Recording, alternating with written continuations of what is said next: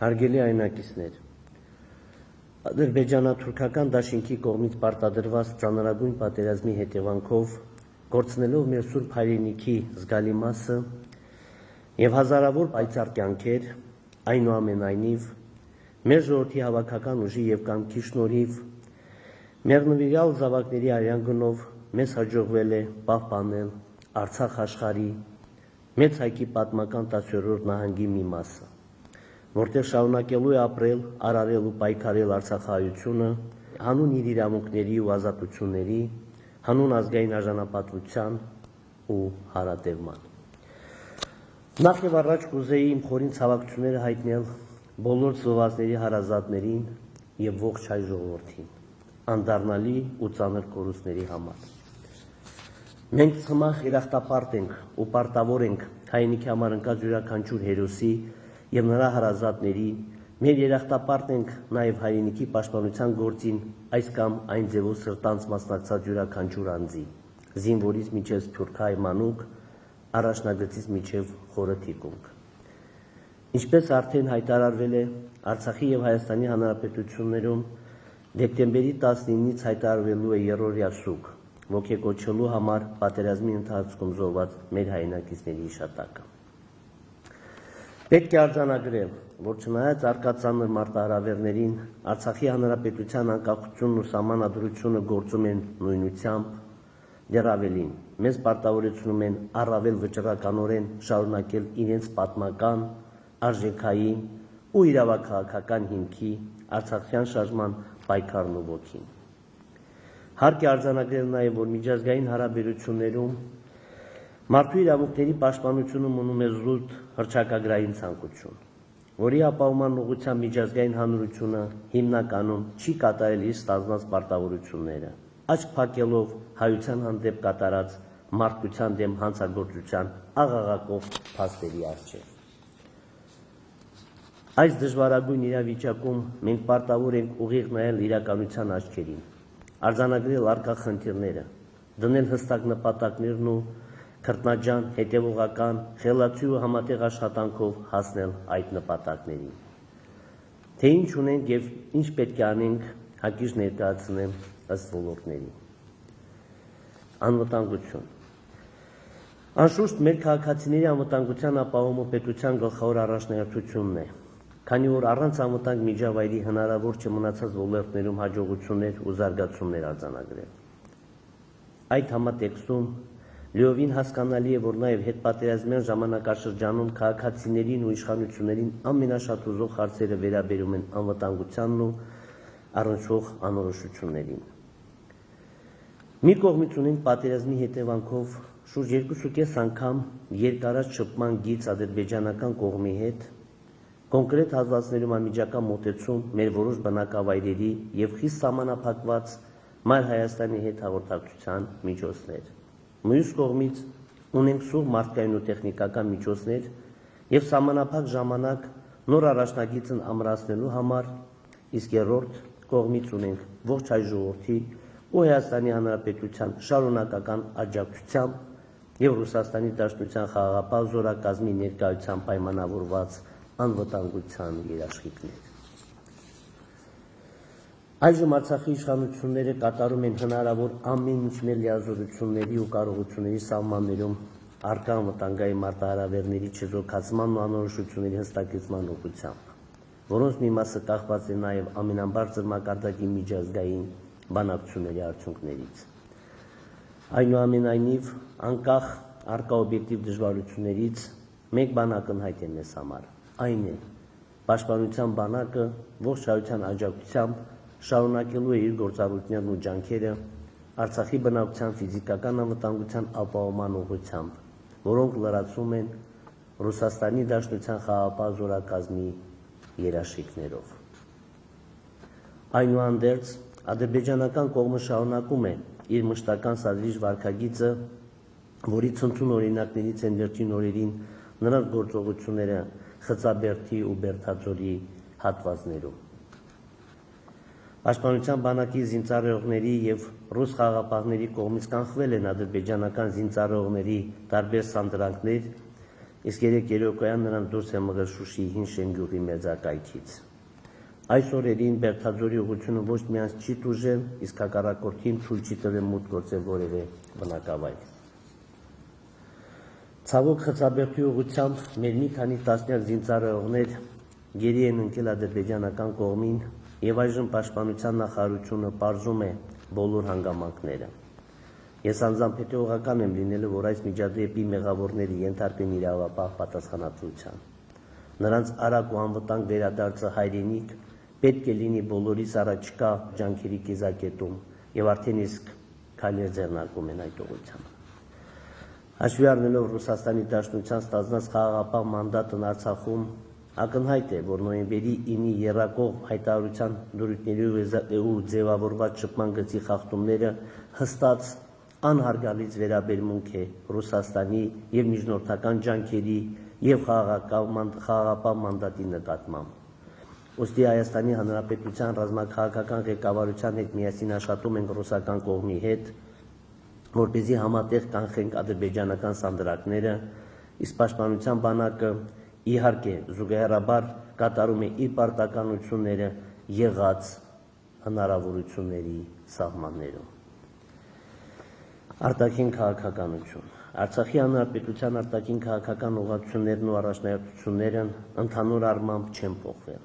սակայն կրել են փոփոխություններ իրենց ուժգնության առումով։ Մասնավորապես հարկ է առանձնացնել հետևյալ հիմնական ուղղություններն ու նպատակները։ Արտաքին քաղաքականության գլխավոր ուղղությունը Արցախի ժողովրդի անվտանգության ապահովումն է նաև քաղաքական գործիքակազմով։ Պետք է Արցախի ու Հայաստանի Հանրապետության արտաքին քաղաքական ամբողջ ներուժը խելացի ու հետևողական կերպով սպասարկի այդ առաջնահերթ նպատակի իրագործմանը, ապահովելով կայուն, տևական ու արժանապատիվ անվտանգ միջավայր սեփական հայրենիքում ապրելու համար։ Երկրորդ ուղղությունը Արցախի միջազգային կարգավիճակին առնչվող հարցերի հստակեցումն է, որը ենթադրում է Արցախի Հանրապետության անկախության միջազգային ճանաչում, հիմնված մեր ժողովրդի ինքնորոշման իրավունքի իրազման փաստի անվերապահ ճանաչման վրա։ Եթե նախապատերազմյան ժամանակահատվածում հակամարտության կարգավորման հիմքում դրված էին 3 հիմնական սկզբունքներ՝ ուժի եւ ուժի սպառնալիքի կիրառման բացառում, ժողովրդների ինքնորոշման իրավունք եւ տարածքային ամբողջականություն, ապա այս պատերազմը պարզապես վերացրել է դրանցից երկուսը՝ ուժի սպառնալիքի բացառման ու տարածքային ամբողջականության սկզբունքների իմաստը։ Մասնավորապես աշխարհի համար քննարկումից դուրս է այն ճշմարտությունը, որ Ադրբեջանն է դիմել ուժի կիրառման, որի ընթացքում համակարգված ու դիտավորյալ կերպով կատարվել է մարդկության դեմ ուղղված եւ բազմաթիվ պատերազմական հանցագործություններ Թուրքիայի ու վարձկանների ակտիվ մասնակցությամբ։ Ընդ որում, այժմ ոչ մի տեսանելի հիմք չկա պնդելու, որ միջազգային հանրությունը ցանկություն ունի պատժելու Ադրբեջանին ուժի ապօրինի կիրառման եւ մարդկության դեմ հանցագործության համար։ Բացի դրանից, ուժի կիրառման եւ քաղաքական պայմանավորվածության հետևանքով ոչ միայն Ադրբեջանը չունի միջազգային ընկալմամբ տարածքային ամբողջականության խնդիր, այլև այդ երկիրը վերջին պատերազմում բռնազավթել է 1991 թվականի հռչակմամբ Լեռնային Ղարաբաղի Հանրապետությանը պատկանող որոշ տարածքներ, Իլրոմն 1990 թվականի զավթած այլ տարածքների, տասնյակ հազարավոր բնիկ հայերին դարձնելով անօթևան։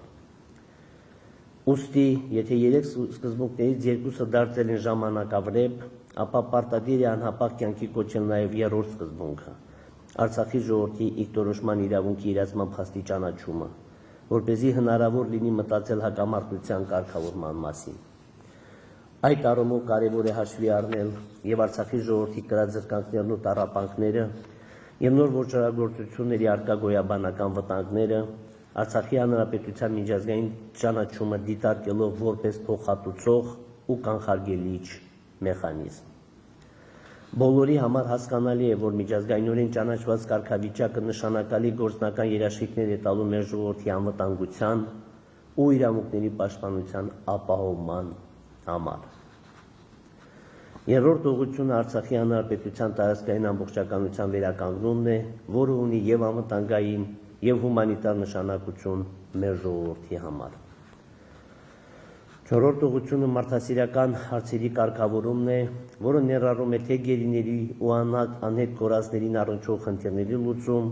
թե տեղահանված անձանց իրենց բնակավայրերի վերադարձի ապահովում, թե հոգևոր մշակութային ժառանգության պատշաճ պաշտպանություն։ Այդ համատեքստում շատ կարևոր է միջազգային մարդասիրական շարունակական աջակցության ապահովումը, որի առաջամարտիկն է դարձել օտարերկրյա պետություններից Ռուսաստանի Դաշնությունը, Արցախին ցուցաբերվող ուղիղ ու մեծածավալ աջակցությամբ։ Հույս ունեմ, որ այլ պետություններ ու միջազգային խոշոր կազմակերպություններ օրինակ կվերցնեն Ռուսաստանից, վերջապես կոտրելով Արցախի միջազգային արհեստական մեկուսացման սառույցը։ Անշուշտ Հայաստանի Հանրապետության անվերապահ, մշտական ու անգնահատելի աջակցությունը Արցախին որևէ կերպ չի կարելի դիտարկել այդ տեսանկյունից, եւ խոսքը բացառապես միջազգային աջակցության մասին է։ Հինգերորդ ուղղությունը սոցիալ-տնտեսական զարգացմանը եւ օտարերկրյա ներդրումների ներգրավման միտված արտաքին քաղաքականությունն է, ինչի շնորհիվ պետք է ձգտենք միջազգային մեկուսացումը վերացնել նաեւ տնտեսական առումով։ Հումանիտար եւ սոցիալական ոլորտ։ Արցախը վիրավոր է ոչ միայն մարդկային ու տարածքային կորուստների, այլ նաեւ ծագած բազմաթիվ եւ սուր մարդասիրական հիմնախնդիրների պատճառով, անհետ կորածներից ու գերիներից մինչև կացարաններ ու ավերված շինություններ, սոցիալական ապահովությունից մինչև հոգեբանական տրավմաներ։ Ուստի լուրումը նախապատերազմյան ժամանակահատվածում արկա մարտահրավերների ու կարիքների այժմ ձևավորվել են հսկայական ծավալի նոր կարիքներ, ինչը ենթադրում է պետական իշխանության ավելի արդյունավետ ու պատասխանատու աշխատանքի անհրաժեշտություն։ Մենք պետք է առաջին հերթին կարճ ժամանակահատվածում լուծենք մեր անօթևան քաղաքացիների կացարանների ու նվազագույն սոցիալական պայմանների ապահովման խնդիրները։ Դրան զուգահեռ ու հատկապես դրանցից հետո խնդիր ենք ունենալու բարենպաստ պայմաններ երաշխավորելու մեր բոլոր քաղաքացիների կյանքի որակի բարձրացման ու հանրապետության սոցիալ-տնտեսական զարգացման համար։ Այդ տեսանկյունից նախատեսում ենք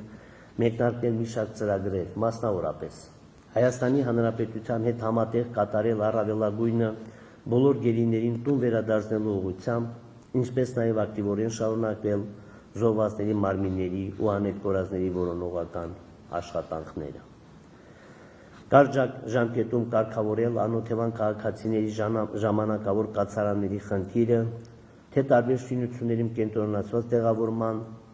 թե բնակվարձի պատշաճ փոխհատուցման, թե արագ բնակարանաշինության եւ հնարավոր այլ ծրագրերի միջոցով։ 3 տարում բոլոր անօթևաներին ապահովել բնակարանային պայմաններով, մշտական բնակարանային պայմաններով։ Առաջիկա 3 տարում քաղաքացիների փոխարեն վճարել իրենց հիփոթեկայի վարկերի եւ հաշվագրված տոկոսների գումարները։ Զգալի աջակցություն ցուցաբերել ֆիզիկական ու իրավաբանական անձանց վարկերի սպասարկման մասով։ Այստեղ մենք արդեն սկսել ենք բանակցություններ բանկային համակարգի եւ աջակցությունը լինելու է շոշափելի։ Էականորեն մեծացնել շինանյութերի հատկացման ծրագիրը գյուղերի բնակֆոնդի պայմանների բարելավման նպատակով, ոչ բնակության նկատի ունենք։ Մեկնարկել է նաև անօթևան քաղաքացիների բնակվարձի փոխհատուցման ծրագիրը։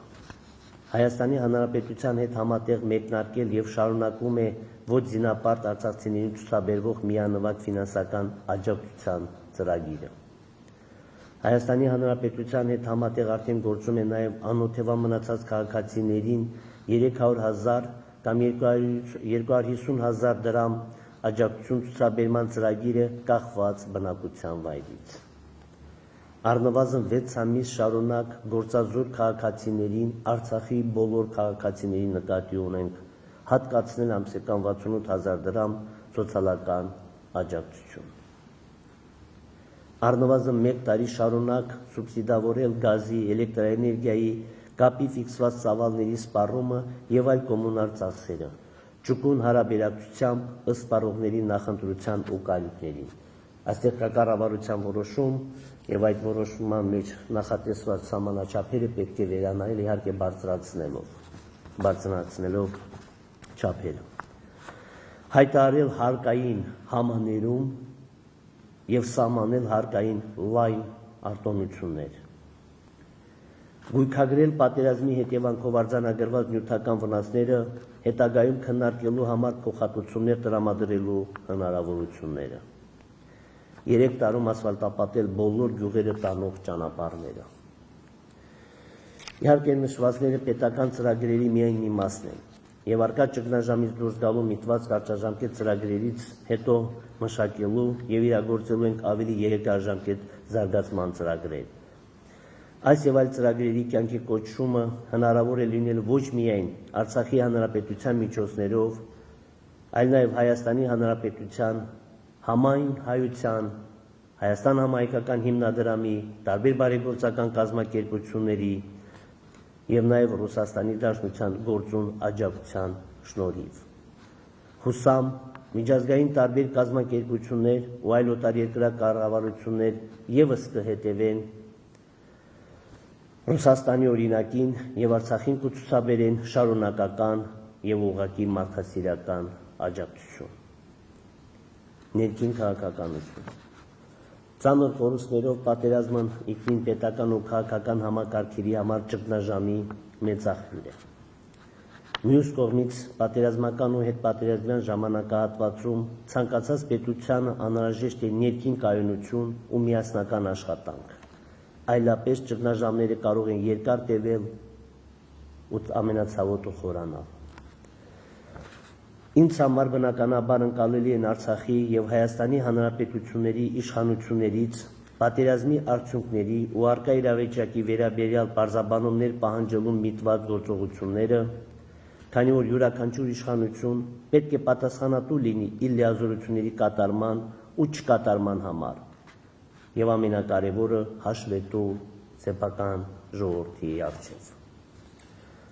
Այո, Արցախի սահմանադրությամբ ինձ վերապահված լիազորությունների շրջանակներում պատասխանատվություն եմ կրում այս իրավիճակի համար։ Սակայն որևէ մեկին պատասխանատվության ենթարկելիս հարկ է տարանջատել թացը չորից, օբյեկտիվ պատճառները սուբյեկտիվ մեղքերից, ցանկությունները հնարավորություններից։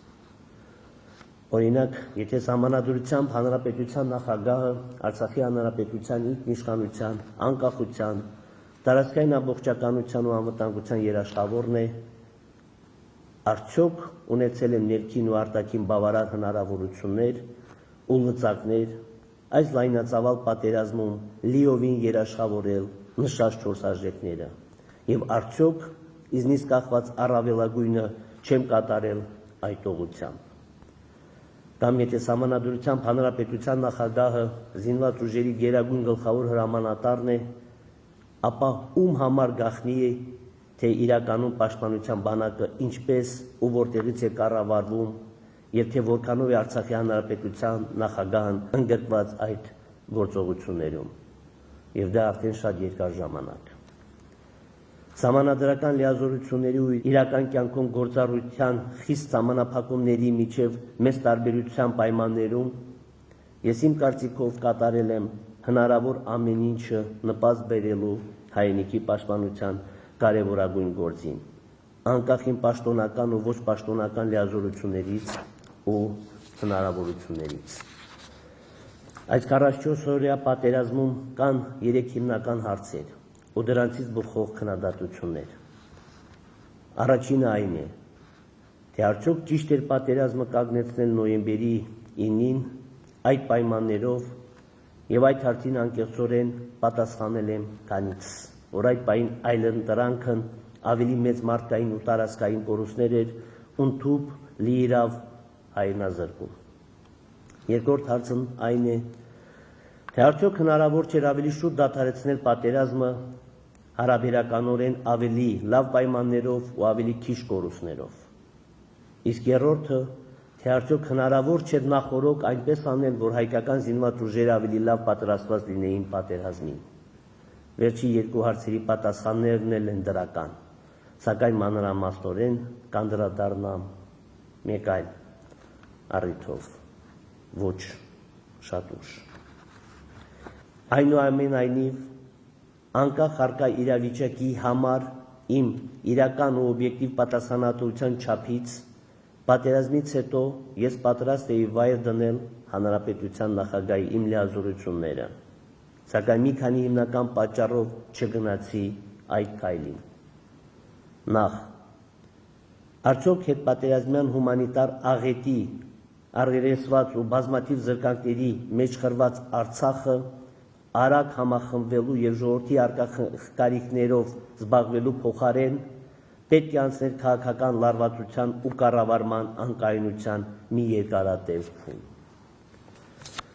Կարծում եմ պատասխանը պարզ է, առնվազն անմեղսունակ պետք է լինել ժողովրդի դարդերը թողնելու ու ներքաղաքական պայքարի կրկեսը մտնելու համար։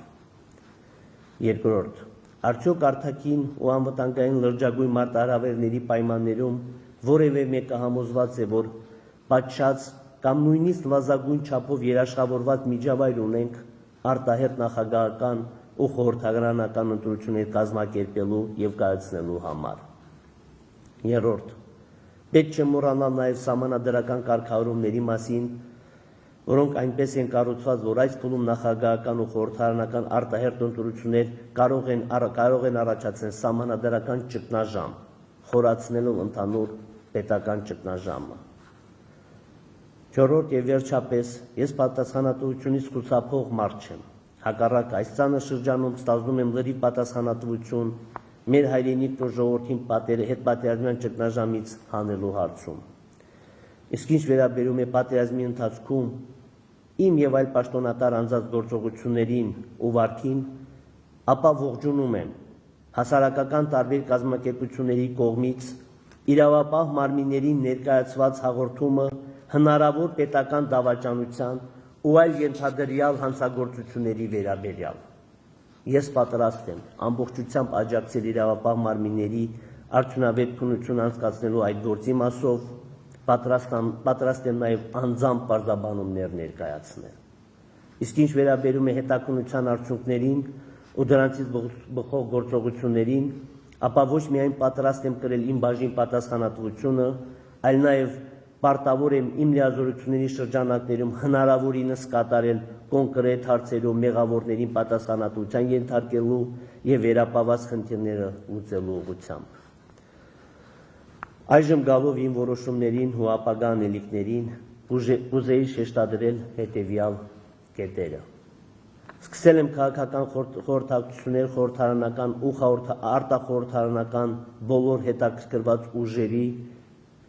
եւ հասարակական տարբեր խմբերի հետ, որպեսզի համատեղենք մեր ջանքերը այս ճգնաժամը հաղթահարելու հարցում։ Արդեն մի շարք ուժերի հետ ունենք կոնկրետ պայմանավորվածություններ ու ջանքերի մեկտեղում, այլոց հետ շարունակում ենք քննարկումները եւ տեսնում եմ հնարավորությունը բոլորի հետ փոխհամագործակցելու։ Հարկ է ընդգծել, որ համագործակցությունը պետք է լինի լայն ընկալմամբ, այլ ոչ թե սահմանափակվի քաղաքական պատասխանատվության ստանձնմամբ տարբեր պաշտոններում կոնկրետ անձանց նշանակման տեսքով։ Այսինքն յուրաքանչյուր կարողունակ ու սրտացավ ուժ ու անձ պետք է հնարավորություն ստանա իր ներուժը ծառայեցնելու մեր նույնական նպատակի կյանքի կոչմանը, իսկ այդ ճանապարհին ես միշտ բաց եմ լինելու բոլոր ուժերի ու անձանց հետ համագործակցելու հարցում։ Թեև սահմանադրությունը հանրապետության նախագահին օժտում է լայն լիազորություններով, սակայն նշված համագործակցության ու միասնականության տրամաբանությունից ելնելով պատրաստակամ եմ հայրենիքի ու ժողովրդի համար կենսական նշանակության որոշումները կայացնել ազգային ժողովի, անվտանգության խորհրդի եւ ավելի լայն հասարակական քաղաքական շրջանակների հետ համախորհուրդ։ Ընդհանրապես, հանրային քննարկումների անցկացումը պետք է դառնա մեր քաղաքական մշակույթի ու կառավարման համակարգի օրգանական մասը։ Որոշել եմ հրաժարվել Ազատ հայերենի կուսակցության նախագահի պաշտոնից եւ դուրս գալ կուսակցությունից, որպեսզի հանրապետության նախագահի պաշտոնում ես կարողանամ գործել եւ ընկալվել որպես պետության վերկուսակցական գլուխ, որպես մի գործիչ, որը պետք է ընդունի որպես հատկապես ճգնաժամային իրավիճակում համախմբող անձ։ Միևնույն ժամանակ գիտակցելով պատերազմի հետևանքով առաջացած հանրային ու քաղաքական որոշակի տրամադրությունները, հանրապետության նախագահի պաշտոնից իմ հրաժարականի անհրաժեշտության մասով կուզեի նշել, որ պատրաստ եմ հրաժարական տալ առաջին իսկ հնարավորության դեպքում, երբ հանրապետությունը ներքին ու արտաքին պայմանների ու սահմանադրական կարգավորումների առումով պատրաստ լինի պատշորեն ու արժանապատվորեն հաղթահարել նախագահական ու խորհրդարանական ընտրությունների ծանր դժվարությունները։ Առաջկա օրերին հաստատելու եմ կառավարության նոր կառուցվածքը, օպտիմալացնելով տարբեր գերատեսչություններ, որպեսզի հնարավոր լինի բարձրացնել դրանց աշխատանքի արդյունավետությունը եւ խնայել հանրային միջոցներ։ Հաստատելու եմ նաեւ կառավարության նոր կազմը, կատարելով նշանակալի կադրային փոփոխություններ, այդ թվում ուժային կառույցներում։ Ընդգծեմ, որ նոր կադրերի ընտրության հարցում հնարավորինս առաջնորդվելու եմ նրանց մարդկային ու մասնագիտական արժանինքների եւ հանրային հեղինակությամբ։ Արցախի հանրապետության պաշտպանության ու անվտանգության առնչվող նախագահի բոլոր հրամանագրերն ու կառավարության որոշումները ընդունելու եմ բացառապես անվտանգության խորհրդի դրական եզրակացությամբ, մնացած մարմինների կողմից ընդունվող վերաբերելի իրավական ակտերի մասով եզրակացություններ տալու համար կմշակեմ համապատասխան մեխանիզմներ։ Անվտանգության խորհրդի կազմը կընդլայնի, որում ընդգրկված կլինեն ոչ միայն կոնկրետ լիազոր պաշտոնատար անձիկ, այլ նաև հասարակական քաղաքական տարբեր շրջանակների ներկայացուցիչներ։ Պետական կառավարում։ Այժմ պետական կառավարման համակարգն ընդհանուր առմամբ ճգնաժամի մեջ է, որը բացասականորեն է անդրադառնում պատերազմի հետևանքների հաղթահարման աշխատանքների արդյունավետության վրա։ Ուստի նախատեսում եմ մի քանի օրվա մեջ կատարել բոլոր հիմնական կառուցվածքային ու կադրային փոփոխությունները եւ արագացնել ու բազմապատկել հրատապ հիմնախնդիրների լուծման ջանքերը։ Ժողովրդի հրատապ կարիքների գոնե նվազագույն բավարարումից հետո մենք պետք է ձեռնամուխ լինենք կառավարման բարեփոխումների, որոնց մի մասը նախատեսել էինք նախապատերազմյան ժամանակահատվածում, իսկ մնացածի կարիքը դրսևորվել է պատերազմական ու հետպատերազմյան պայմաններում։ Այդ երկարատև բարեփոխումների արդյունքում կբարելավեն հանրային ծառայողների մասնագիտական կարողությունները, կբարձրանա վարչարարության, քաղաքացիների սպասարկման, հանրային միջոցների ծախսման, պետական ծրագրերի իրականացման եւ մի շարք այլ գործընթացների ու ինստիտուտների արդյունավետությունը։ Պետական կառավարման բոլոր մարմիններին ու պաշտոնատար անձանց պահանջում եմ կատարել չափազանց պատասխանատու ու սրտացավ աշխատանք հետպատերազմյան ծանր մարտահրավերների հաղթահարման ուղղությամբ։ Մեզնից ոչ ոք բարոյական իրավունք չունի գլուխը հանգիստ բարձի դնել, եթե գիտի, որ իրենից է կախված զոհվածի կամ անհետ կորածի հարազատի, վիրավորի, անօթևանի կամ մեկ այլ խոցելի անձի այս կամ այն հարցի լուծումը։ Մեզնից ոչ ոք իրավունք չունի իրեն թույլ տալ շռայլություններ, երբ շատ անձիկ զրկված են կյանքի նվազագույն պայմաններից, երբ զոհվածների ու անհետ կորածների զավակները կարիք ունեն պարզուշադրության։ Յուրաքանչյուր հանրային ծառայող պետք է գիտակցի, որ այժմ Արցախի բոլոր բնակիչները այսպես թե այնպես խոցելի են, եւ բոլորս պարտավոր ենք ծառայել նրանց։ Պարտավոր ենք ինքներս սրտացավության ու ծառայության օրինակ լինել մնացածների համար։ Ես ակնկալում եմ, որ հասարակությունում երկար ժամանակ կտիրի փողօգնության ու ամերաշխության աննախադեպ մթնոլորտ, ինչի շնորհիվ մեզ կհաջողվի արագորեն հաղթահարել այս ճգնաժամային իրավիճակը։ Իդեպ, նշվածի համատեքստում կուզեի անդրադառնալ նաև առաջնագծում ու թիկունքում սեփական պարտականությունների կատարումից խուսափած անձանց վերաբերյալ հանրային տրամադրություններին։ Այո, հանրության մեջ արկա է իրավացի, պարսավանք ու պահանջկոտություն նրանց հանդեպ եւ բարձրաստիճան պաշտոնատար անձիկ եւ հանրային ծառայության ցածր օղակի եւ մասնավոր հատվածի տարբեր աշխատակիցներ այդ հիմքով հեռացվել են աշխատանքից։ Պատերազմի ընթացքում ես հրապարակել եմ աշխատանքից ազատված որոշ բարձրաստիճան պաշտոնատար անձանց ցանկը։ Ավելին,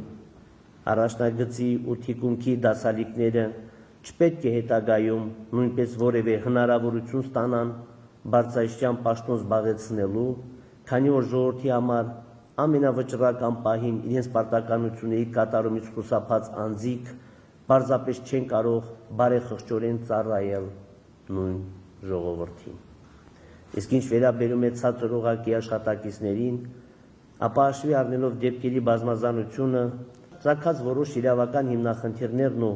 արկա ծավալները, այդ հարցը պետք է առանձին ուսումնասիրության առարկա դառնա, որպեսզի արդար որոշումներ կայացվեն։ Այնուամենայնիվ, հարկ է ընդգծել, որ խրախուսանքի միջոցներ կիրառելիս գործատուները պետք է անպայման հաշվի առնեն տվյալ աշխատակցի վարքը, պատերազմի ընթացքում բացառելով անարդար որոշումները բարեխիղճ աշխատակիցների նկատմամբ։ Սիրելի այնակիցներ, հիմնախնդիրներն ու մարտահրավերները չափազանց շատ են այս ժամանակահատվածում, երբեմն անկառավարելի ու անորոշ մեզ համար։ Սակայն մեր նախորդ ու գալիք սերունդների առաջ պարտավոր ենք ամուր կանգնել հայրենիքի փրկության եւ զարգացման դիրքերում։ Մենք ազգովի վճռական ենք պատվով դուրս գալու այս ծանր իրավիճակից, ուղղելու մեր մեջքը եւ առաջ շարժվելու մեր պատմական երթում։ Մենք պարզապես իրավունք չունենք ձախողվելու այս փուլում, ինչը կարող է նշանակել բոլոր փուլերի ձախողում։ Սա մեր արդար պայքարն է, մեր նախնիների պայքարի բնական շարունակությունը, եւ մենք միանշանակ հաջողելու ենք։ Ամրություն, անվտանգություն ու հարատևում հայոց սուրբ հայրենիքում։